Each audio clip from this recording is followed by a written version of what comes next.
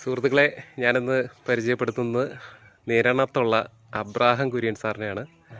സാറിൻ്റെ വീട്ടിൽ വളരെ മനോഹരമായിട്ട് നിൽക്കുന്ന കുറ്റിക്കുരുമുളക് ഒരു മീഡിയം സൈസിലുള്ള ഡ്രമ്മിലാണ് ചെയ്തിരിക്കുന്നത്.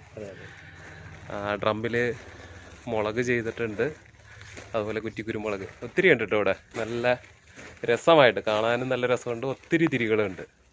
അപ്പോൾ ഇതിൻ്റെ കുറച്ച് ഡീറ്റെയിൽസ് നമുക്ക് സാറിനോട് തന്നെ ചോദിച്ച് മനസ്സിലാക്കാം.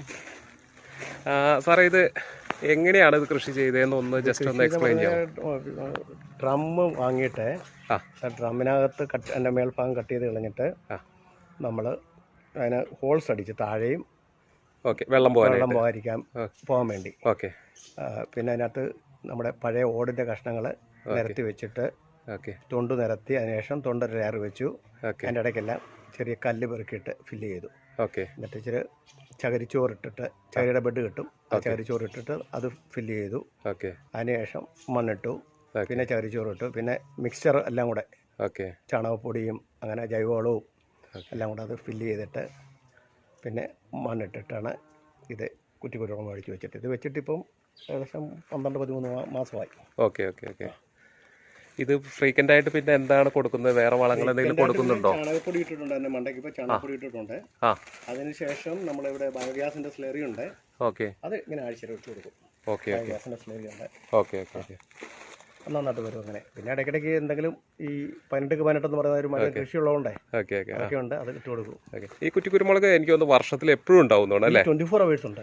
365 ദിവസം ഉണ്ട്. 365 ദിവസം ഉണ്ട്. ഒരെണ്ണം പഴുത്ത് തീരണേക്കാൻ മുന്നേ അടുത്ത തിരി വരും. തിരികളുണ്ടാവും. അപ്പോ വരുന്നുണ്ട്.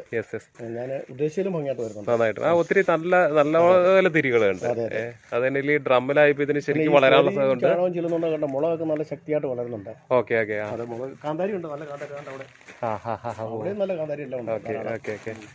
ഈ ഡ്രം ഇത്രയും ഹൈറ്റ് ഉള്ളതുകൊണ്ട് ഇത് താഴെ മുട്ടി കിടക്കത്തുമില്ല. നല്ല വളരെ നന്നായിട്ടുണ്ട് ഡ്രമ്മിൽ അല്ലേ? ഇത് വേണമെങ്കിൽ കൊമേഴ്സ്യലായിട്ടും ഈ ഒരു ഐഡിയ വർക്കൗട്ട് ആവുന്നതാണ്. ആദ്യം ഈ കുറ്റിക്കുരുമുളക് ചെറിയ ചട്ടിയിലൊക്കെ അലങ്കാരം പോലെയാണ് കണ്ടിരിക്കുന്നത്.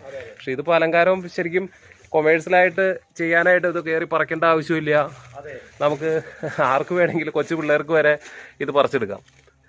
പിന്നെ നമുക്ക് വീട്ടിലിപ്പോൾ ഈ ഫിഷൊക്കെ ഫ്രൈ ചെയ്യാനായിട്ട് ഇത് അരച്ച് ചേർത്ത്